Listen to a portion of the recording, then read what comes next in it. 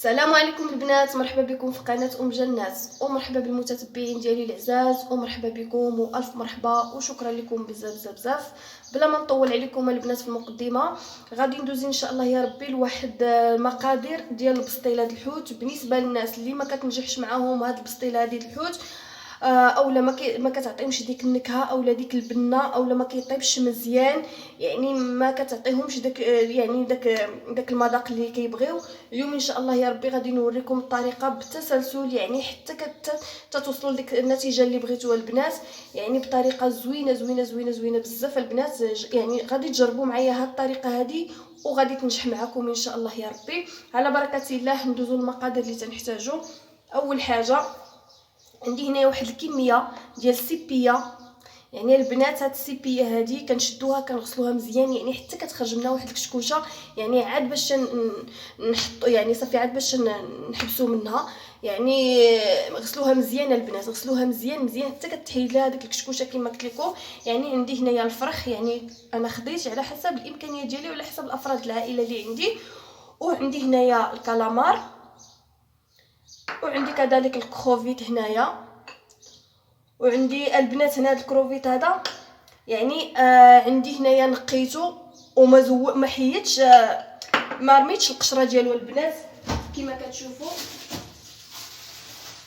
انا غنوريكم القشره ديالو البنات، هي عندي راه درتها في الكونجيلاتور.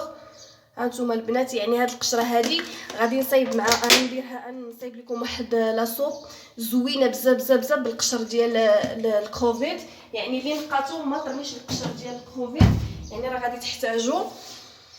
عندي هنايا الشعريه الصينيه، يعني سلقتها في الماء وقطعتها، راه كلشي عارفه الطريقه هذه. عندي هنايا الشامبينيون الابيض، يعني الفطر معلب الابيض، وعندي هنايا كذلك واحد كاس مع عمر تاع الزيت الزيتون، يعني هاد الزيت هذه نحتاجها غير في يعني في نشحر في هاد العناصر. وعندي هنايا الحامض، عندي هنايا الربيع والثومه، وعندي كذلك الثومه هنايا. يعني غنوريكم فين غنعمل هاد الربيع هذا وهاد الثومه، وغنوريكم كذلك فين غنعمل هاد الثومه عاوتاني. وهنا عندي الزبده واحد 2 معالق كبار، يعني باش غادي نشحر هاد العناصر كما كتشوفوا. بالنسبه للتوابل عندي هنايا سكينجبير، عندي هنايا الكمون، الملحه، الخرقوم، قبيصه ديال الابزار. هانتوما يا البنات، وكذلك عندي نفس التوابل يعني اللي غادي ندير في الكروفيت وغادي ندير في الكالامار ان شاء الله يا ربي. وبالنسبه لهاد التوابل الاخرين اللي غادي نضيف اللي غندير في الشامبينيون وفي الشعريه الصينيه، يعني زدت ضفت غير بابريكا اللي هي تحميره، وعندي هنايا كذلك واحد القبيصه ديال الزعتر والملحه والابزار، هادو غنوريهم لكم فاش غادي نديرهم. وعندي هنايا صوص الصوجا، ضروري من هاد صوص الصوجا يا البنات، راه كتعطي واحد النكهه زوينه زوينه زوينه بزاف. وعندي هنايا الحار، يعني الحار ضروري حتى هو ضروري الحار في يعني في هاد يعني في هاد المقادير هادو ديال البسطيله في الحوت ديال البسطيله، يعني ضروري من الحار. البنات اللي عندها بودره تستعملوا، اللي عندها هاد صوص حار يعني ديروا عادي ماشي مشكل. اول حاجه البنات هنايا كنحتاج هنايا، تبعوا معايا البنات عافاكم. بالنسبه للمبتدئات اللي ما كتعرفش يعني تصايب البسطيله ديال الحوت، جربوا معايا ديروا معايا الطريقه. هانتوما البنات غادي نوريكم بالنسبه اللي باغا تسلق هاد السيبيه في الماء، يعني غادي تسلقها مده 30 يعني تقريبا 30 دقيقه، ما تفوتش 30 دقيقه، 30 دقيقه في الماء و30 دقيقه في الفران. اما بالنسبه في المقله، يعني فاش تصوطيها في المقله كتشحرها في المقله ما تفوتيش فيها 3 دقائق، قد ما يعني في الزيت يعني ما تفوتيش 3 دقائق. سبحانك يا عظيم، في الزيت قد ما كتفوتي لها الطيب ديالها قد ما كتقصح، تجي خايبه في المذاق ديالها، كتجي يعني بحال ماشي يعني بحال كتاكلي كرتون ولا كتاكلي شي حاجه من غير الحوت من غير السيبيه. يعني 3 دقائق ما تفوتيهاش البنات في المقله. اما بالنسبه للفران 30 دقيقه، بالنسبه اللي بغى يسلقها 30 دقيقه. المهم انا عطيتكم البنات الطريقه وصافي. يعني اللي انا هنايا طريت انني غنديرها في الفران حيت تجي في الفران رائعه يا البنات. غادي يعني ندير معاها هاد التوابل هادو وغنلبس ليها هاد التوابل هادو مزيان مزيان. هانتوما البنات كما كتشوفوا غنلبس هاد التوابل هادو مزيان مزيان لهاد السيبيه ديالي وهاد الفرخ هذا. هاد السيبيه يا البنات فاش كنت يعني دابا راه قاصحه، يعني واخا تخشي فيها اي حاجه تبغي تجربي بلي انها واش طايبه ولا ما طايباش، يعني راه يعني فاش ديروها البنات في الفران يعني لمده 30 دقيقه، يعني كل ساعه كتبقى ديري لها كتسكي هكا بشي قطيب ولا شي حاجه، يعني حتى كتشوفي داك القطيبه راه دخل بسهوله، يعني فاش تشوفيه دخل بسهوله يعني صافي كتحيدها من الفران، يعني كتلقيها راه طابت. وكذلك الفرخ ديالنا يعني راه دغيا دغيا كيطيب هو. من الاحسن البنات اللي بغى هاد الطريقه هذه زوينه زوينه زوينه زوينه زوينه بزاف. ولا كان عندكم الوقت البنات غادي تلبسوا لها غتلبسوا هاد التوابل هادو الحوت ديالنا، يعني السيبيه والفرخ، واللي عندها شي حوت اخر من غير هاد النوع هذا يعني ديروا ماشي مشكل. المهم كنلبسوا مزيان هاد التوابل ومن بعد تنديروهم في الفران ديالنا البنات، غنخليوهم حتى شويه غنديروهم في الفران. وان شاء الله يا ربي غادي ندوزو دابا باش نوريكم الطريقه باش غادي نشحروا ان شاء الله يا ربي هاد الكالامار ديالنا وهاد الكروفي ديالنا. ومهم هاد العناصر كاع كاملين غنوريكم الطريقه اللي غادي نديرو ان شاء الله يا ربي. المهم دابا غادي ندير الفرخ ديالنا والسيبيه ديالي غادي نديرها في الفران طيب على نار مهيله لمده 30 دقيقه ان شاء الله يا ربي. هانتوما البنات من بعد ما درتها في المقيله ديالي، يعني هنايا راه ما تسالى ليا ورق الزبده، يعني طريت انني غادي ندير الالومنيوم ماشي مشكله البنات. هنايا البنات راه نسيت ما قلت لكمش ضروري واحد شويش من زيت الزيتون، ضروري واحد شويه من زيت الزيتون. هانتوما البنات يعني كنديروا لها بحال هاد الطريقه هذه، ضروري واحد شويش من زيت الزيتون. وصافي غادي نخليو دابا الحوت ديالنا يطيب لينا على خاطرو، يعني كيما قلت لكم يعني حتى كنتكوه هكا شي قطيب اولا شي حاجه، المهم تنتكوها بحال هكايا كنلقاو هاد السيبي هادي يعني راه طابت رطبه، يعني كيتخشى فيها داك العود، يعني ما كنلقاوش صعوبه فيه، يعني صافي كنحيدوها من الفران ديالنا. اما بالنسبه للفرخ راه كيطيب دغيا دغيا. يلا البنات باش ندوزو للمراحل الاخرين. هانتوما البنات كما كتشوفوا حنا درنا المقيله ديالنا فوق البوطه، يعني سخنات لينا، غادي نديرو فيها دابا واحد المعلقه ديال الزبده كما كتشوفوا، غنديرو واحد المعلقه الزبده هنايا.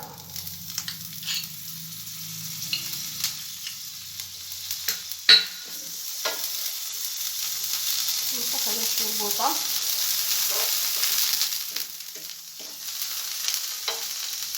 وغادي ندير واحد شويش تاع زيت الزيتون البنات، يعني باش غادي نشحر هذوك العناصر ديالي. غيبقى لي شويه باش غادي ندير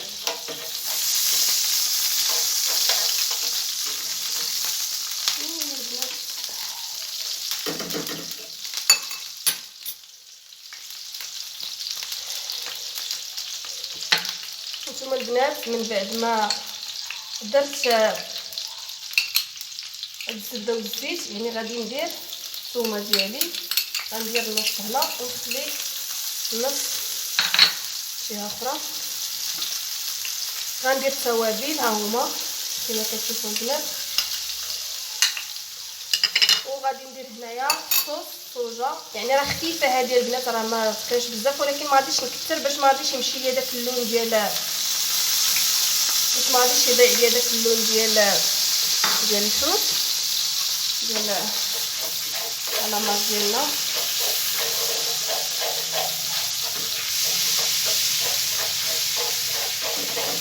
وكذلك ما ننساش هنايا ما ننساش صوص حار والبنات.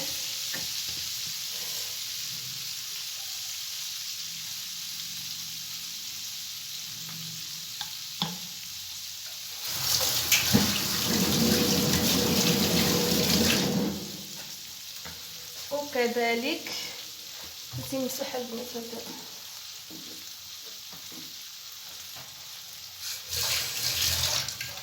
كذلك ما ننساش حتى هنايا الحامض ديالنا.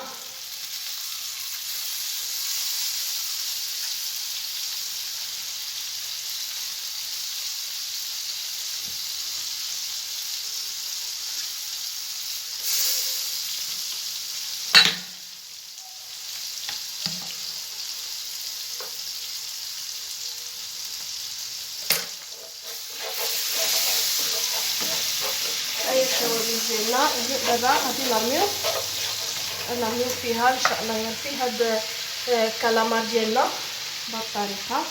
بسم الله. وغادي نحاولوا بقى نحركوه مزيان.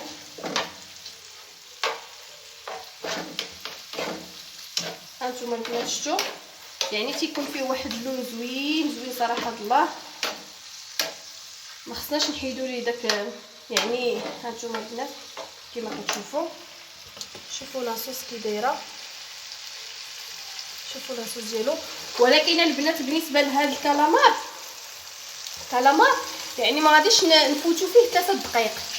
الا فوتوا فيه 3 دقائق البنات راه تيولي عافي تيعصب بزاف وتيولي داير بحال ما طايبش كاع، يعني ما كتبقاش فيه ديك النسمه نهائيا وما تيبقاش طايب. يعني دابا غنديروا تقريبا 3 دقائق وبقى نديو نجيبو فيه يعني حتى كنحسوا بالكالامار ديالنا راه يعني راه طاب.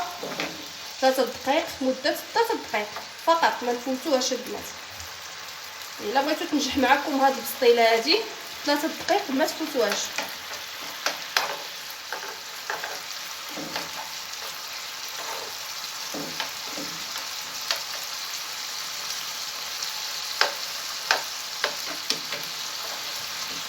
وكما كتشوفوا البنات هذاك الماء اللي غادي يشيط لينا اللي غادي يبقى لينا هنايا في المقيله ديالنا ما غاديش نرميوها البنات، غادي نخليوه حتى التالي باش نوريكم فين غنضيفوه.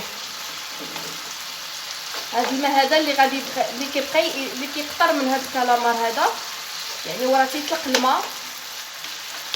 المهم نخليوه لمده 3 دقائق وغنحيدوه ان شاء الله. هانتوما البنات من بعد ما طيبنا الكالامار ديالنا حيدناه يعني، ونفس المقلاة اللي طيبنا فيها الكالامار ديالنا هي اللي غنطيبوا فيها الكروفي ديالنا. هانتوما البنات كما كتشوفوا يعني درت هنا الكالامار ديالنا يعني غادي تقطر ليا من تقطر هذا الماء هذا كما كتشوفوا. يعني هذا الزيت وهذا الماء وهذا الشيء كاع كامل ما غاديش نرميوهم البنات، غادي نخليوهم باش نوريكم فين غنديرهم ان شاء الله يا ربي. هانتوما شفتوا البنات ها هو يعني راه ما فوتش فيه 3 دقائق. على بركه الله غادي ناخذوا ثاني الزبده ديالنا وغادي ناخذوا واحد شويش تاع زيت الزيتون. يعني غير فاش غادي تشحر لينا ضروري من زيت الزيتون البنات، يعني راه زيت الزيتون هي اللي كتبنن لينا سميتو. اما بالنسبه للحوت يعني راه حيت الحوت اللي درت في الفران يعني راه طاب ليا ما شاء الله. دابا نوريه لكم غير نكمل هذا سميتو نوريه لكم. عندي هنايا الحامض، غادي ندير الحامض وغادي ندير هاد الثومه هادي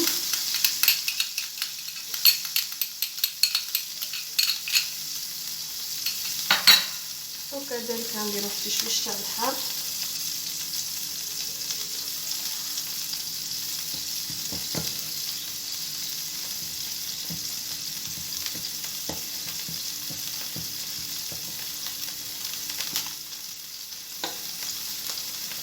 وشي شويش من هاد السنوجه هادي غير واحد شويه البنات ما نكثرهاش بزاف. هانتوما باركه. وغادي ندير كذلك هاد التوابل هادو وغادي نحرك هاد العناصر نفس التوابل ونفس الطريقه اللي غادي نديرو حتى هنايا في. غادي نرميو دابا الكروفي ديالنا. بسم الله. كما كتشوفوا البنات حتى هو ما نفوتوش فيه 3 دقائق، يعني نديوه نجيبوه ما نفوتوش فيه 3 دقائق حتى هو البنات. هانتوما شحروا بالطريقه هذه. يعني هاد التوابل تيجيو زوينين البنات بزاف وهاد الطريقه هذه تبعوا هاد الطريقه هذه غتنجح معكم البنات، تجي زوينه بزاف. يعني زيت زيتون والحامض يعني هاد التوابل هادو اللي كنحتاجو في الحوت ما شاء الله تيجيو واعرين بزاف. هانتوما غادي بقى نشحر فيه يعني مده 3 دقائق حتى هو ما نفوتوش 3 دقائق ما نفوتوهاش البنات. المهم حنايا وجدنا سميتو من بعد غادي نوريكم اشنو غادي ندير عاوتاني للشعريه الصينيه. والفطر ديالنا الفطر معلب ديالنا اولا شامبينيون. هنايا البنات غنهضر لكم شويه على الشامبينيون. ما عندناش هنا الشامبينيون اصلا، عندنا غير هاد الشامبينيون اللي كيكونوا في العلب بحال هكا. يعني راه الشامبينيون طري ما عندناش، ما كيتباعش هنايا اصلا كاع، ما كاينش عندهم. وحتى بالنسبه للكروفيت بالنسبه للكالامار وبالنسبه لهاد الانواع د الحوت يعني راه كومونديت عليهم يعني مده طويله يا البنات عاد باش جاني هاد شويه باش نهضر معكم البنات باش نجيكم من الاخر. يعني راه هنايا ناقصين صراحه الله الحوت بزاف بزاف ماشي غير شويه. المهم ماشي مشكل ان شاء الله يا ربي. بالنسبه للبعد وسميتو يعني راكم عارفين هاد المناطق يعني راه ما تيكونش فيها الحوت بزاف. المهم يعني هادشي راه مده طويله وانا راه كنت كومونديت هاد شويه ديال سميتو يعني راه ما جاتنيش الكميه كبيره، يعني جاتني غير كميه صغيره، يعني جاتني ديك التخليطه بحال هكايا صافي. المهم ماشي مشكل شديتها ماشي مشكل يعني عادي. المهم هانتوما البنات كما كتشوفوا يعني غادي نشحر هادشي كاع كامل مده 3 دقائق ما نفوتهاش.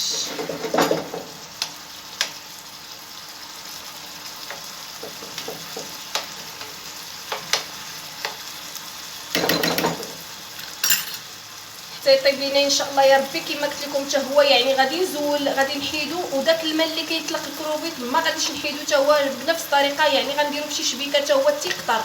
يعني باش نجيو نصايبو البسطيله ديالنا نصايبو نديرو الحشوه في الوريقه ديالنا ما تقطع ليناش البنات. يعني خليوها تبرد مزيان، عطيوها الوقت حتى تبرد وعطيوها الوقت يعني صفيو داكشي من الماء، يعني ديروا بشي شبيكه حتى كيقطر لكم داكشي. وغادي نتلاقاو ان شاء الله يا ربي على ما طيب ليا الكروفيت ديالي، وغادي نتلاقاو ان شاء الله يا ربي باش غادي نوريكم داكشي اللي هانتوما كما كتشوفوا البنات. يعني راه نفس المقله يعني اللي طيبت فيها هي اللي غادي نكمل فيها. يعني كندير هذيك شويه ديال الزبده اللي بقات لينا، يعني كندير ديك شويه ديال الزيت نديرها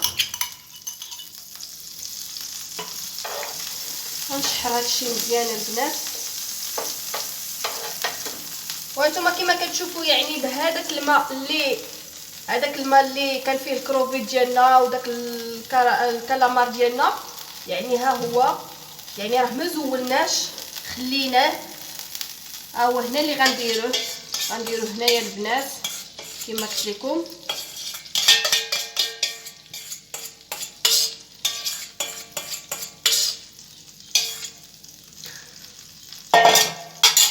ونزيد غير شويه الشعر الحار هنايا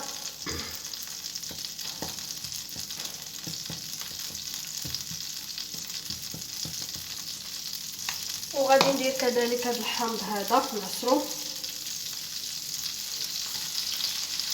الحامض ديالنا.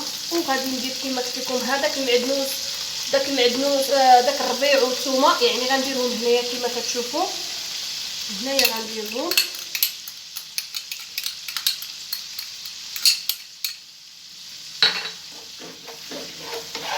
نتوما كما كتشوفوا غنشحر هادشي مزيان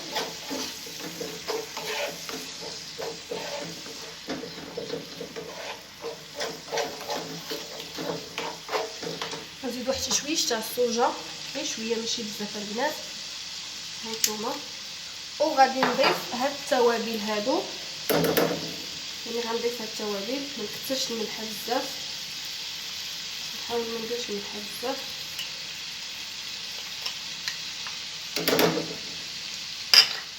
وغادي نحط هاد العناصر كاع كاملين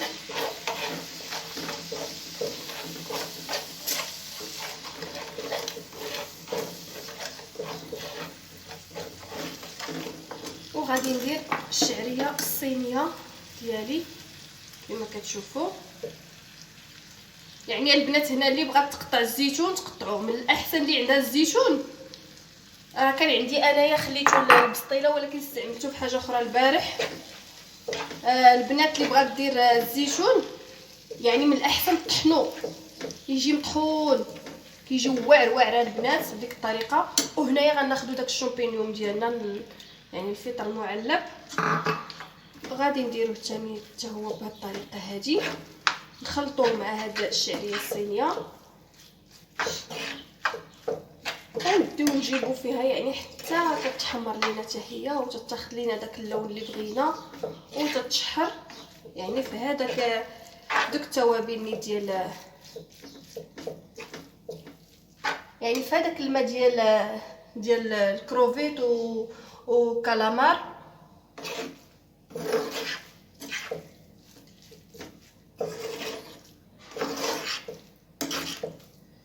نتوما البنات صافي غنبقى ندي ونجيب فيها يعني حتى كيتشحر هذا الشيء كاع كامل. ومهم البنات انا غادي نقطع هاد قشر الحامض اللي بقى، غنقطعو بهذه الطريقه هذه يعني حتى التالي، وغادي نزولو غير يطلق ليا دابا انا فهاد الشعريه هذه يطلق البنات. قسما بالله الا واحد النكهه يا سلام، جربوا هاد الطريقه هذه غتعجبكم بزاف بزاف.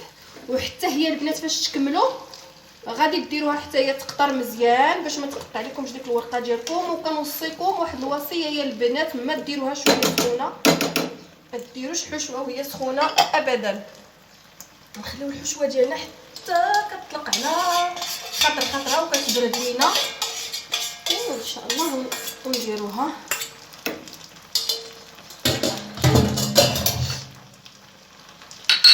نتوما البنات كما كتشوفوا يعني انا غنوريكم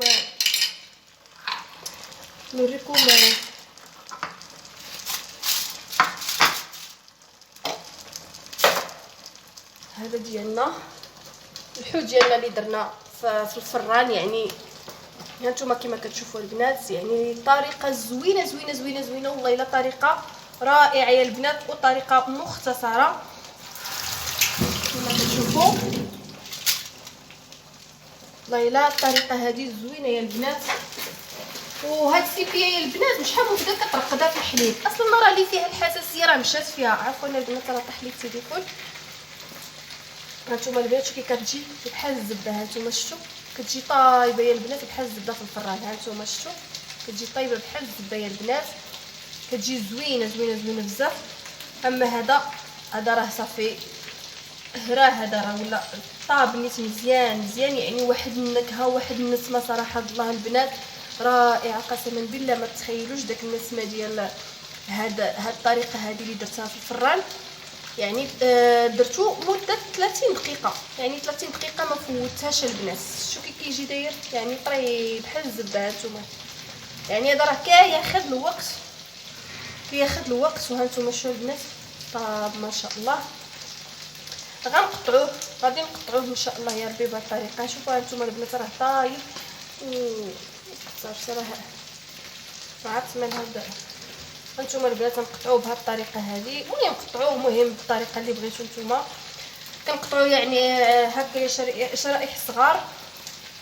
ومن بعد فاش غادي نكملوا ان شاء الله يا ربي غادي نتلاقى معكم باش نوريكم الطريقه ديال التعمار ان شاء الله يا ربي.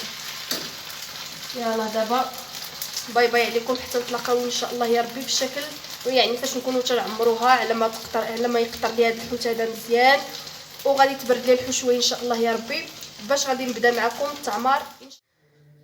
هانتوما البنات كما كتشوفوا من بعد ما برد لينا هذا الفيرميسين ديالنا الشعريه الصينيه يعني وبرد لينا هاد السيبيه والفريخ وداك الفرخ ديالنا.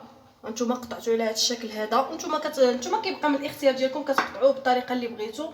يعني ديروا لي ديك الطريقه اللي درنا البنات في الفران باش يجي زوين يعني ما يجيش كله داير بحال هكايا. يعني فاش تكوني كتاكلي ديك البسطيله يعني كل حاجه كتذوقي منها. يعني ما كاين هذا بالنسبه لهذا ما كيمشيليش داك اللوغو بقوه داك العطريه وداكشي يعني كيبقى في داك اللوغو ديالو الطبيعي.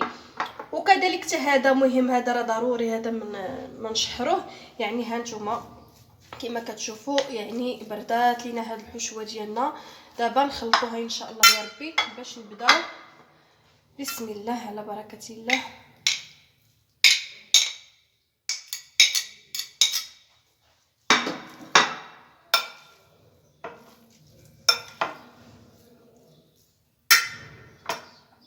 وانتم البنات كذلك ندير شويه من الكروفيت وشويه من هذا الكلامار يعني، ونحركو تاني، نحركو شويه بشويه البنات. شوفوا ما شاء الله، شوفوا ما شاء الله كي كتجي الحشوه ديالنا ما شاء الله. شوفوا البنات، ودابا غادي نرمي هادشي كاع كامل اللي شات لينا، وكذلك غادي ندير هاد الفواكه البحر ديالنا عاوتاني، وغادي نخلطوهم هانتوما، غنخلطوهم البنات بهاد الطريقه هادي غير بشويه، نهزوهم غير بشويه بحال هكا، بحال كنفتلو الكسكسو باش نخليو داك هانتوما البنات ما شاء الله. شوفوا كي جات البنات الحشوه ما شاء الله، كي جات الحشوه يا البنات جات رائعه هانتوما كما كتشوفوا. ودابا غادي نديرو الورقه ديالنا باش بقى نعمرو نيت في البسطيله في الوريقه ديالنا ان شاء الله يا ربي. شكون كتجي يعني كل حاجه هنايا كتذوقوها كتجي رائعه يا البنات، يعني كتجي عامره مزيان وكتجي. هانتوما البنات كما كتشوفوا يعني عندي هاد الورقه هذه يعني مستطيله، غادي نحاول ندير لها بحال هكا البنات،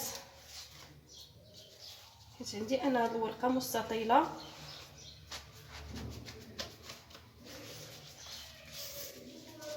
نحاول نكثر هنا باش ما تخرجليش ديك الحشوه بهاد الطريقه هذه.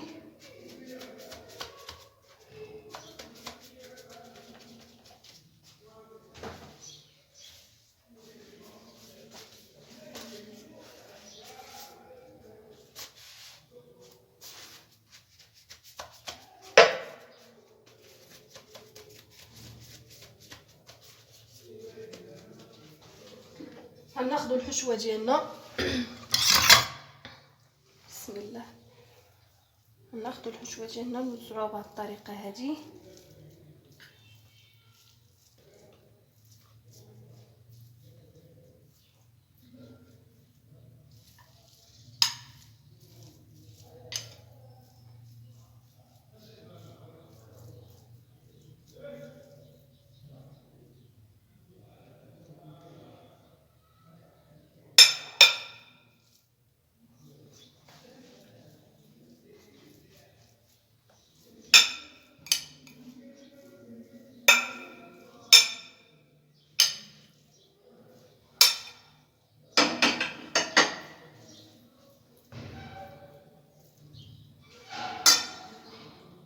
هانتوما البنات ما شاء الله شوفوا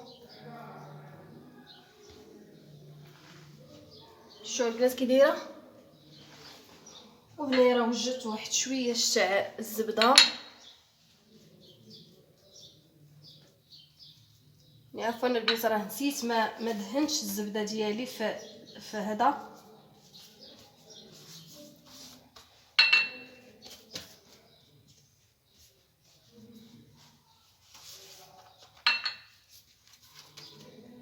الورقه هذه بانت لي فيها رطبه دايره كتقطع، ولكن ماشي مشكله البنات.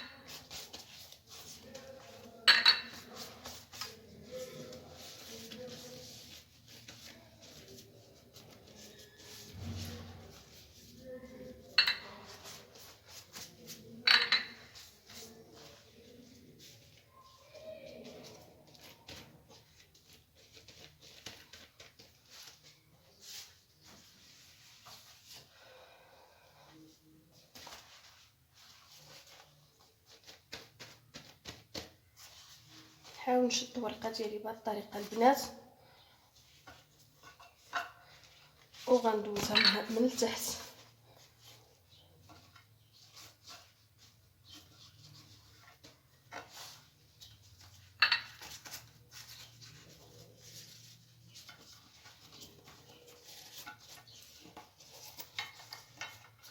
نقمطها بهذه الطريقه هذه البنات.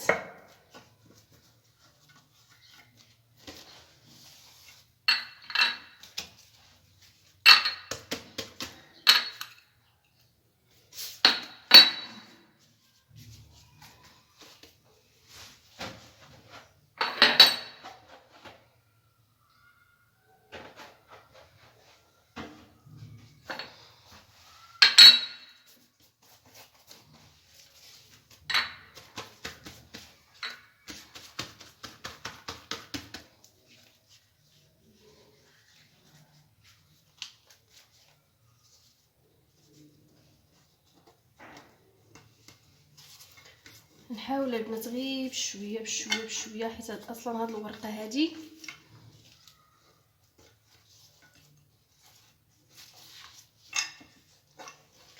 كتقطع، ولكن نحاول معاها.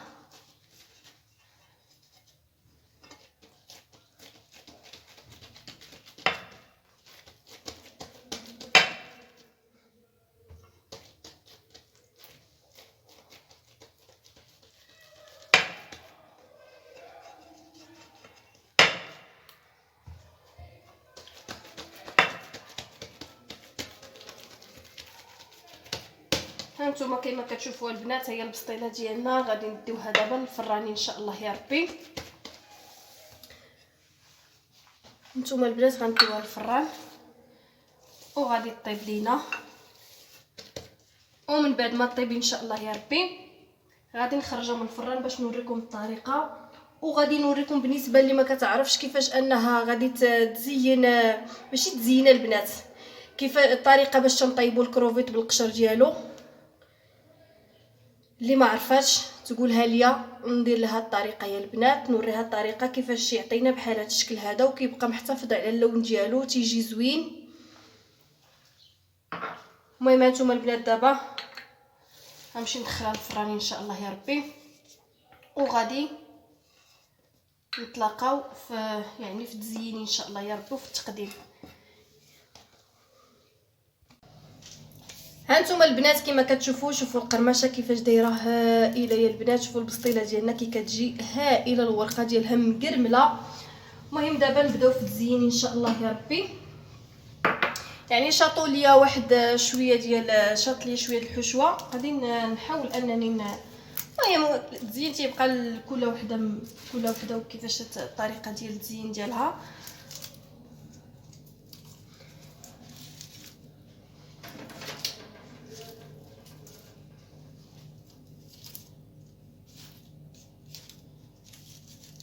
المهم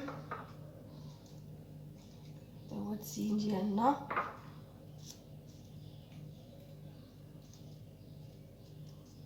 المهم كما قلت لكم تيبقى تزيين من الاختيار كل وحده.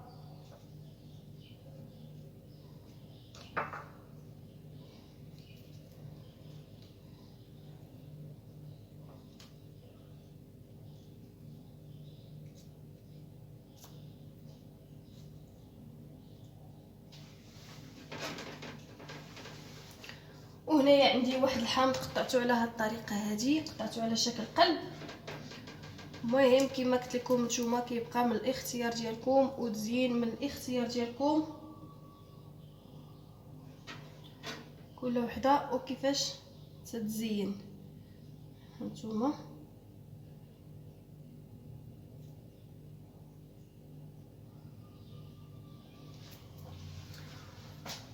وهي البسطيله ديالنا وجدات وكتجي رائعه يا البنات، وما شاء الله كتجي كتحمق صراحه الله، كتجي كتهبل صراحه الله البنات. جربوا هاد الطريقه هذه غتعجبكم بزاف بزاف. شوفوا جربوا هاد الطريقه هذه البنات غادي تعجبكم ان شاء الله يا ربي، وما تبخلوش عليا كما كنقول لكم دائما باش نجيب لكم الجديد ان شاء الله يا ربي. هاد الطريقه ديال البسطيله صراحه الله رائعه يا البنات، رائعه بزاف بزاف بمعنى الكلمه، لا في المذاق ديالها. وها نتوما كتشوفوا الشكل ديالها، شوفوا الطريقه ديال الورقه كيفاش جات البنات. يعني اللي بغات يعني تجيها الورقه ديالها زوينه، يعني دهن الورقه ديالها غير بالزبده والزيت، تخلط الزبده مع الزيت وهي كدير وكدهن، كتجي رائعه يا البنات كما كتشوفوا. ها نتوما شوفوا، ها شوفوا قرمشه هائله يا البنات، والحشوه كذلك معتبره. وبصحه والراحه يا البنات، ولي شهيناها تسمح لينا. وشكرا لكم بزاف بزاف، وباي باي عليكم مره اخرى ان شاء الله يا ربي في الفيديو الماجي بشي حاجه اخرى ان شاء الله يا ربي.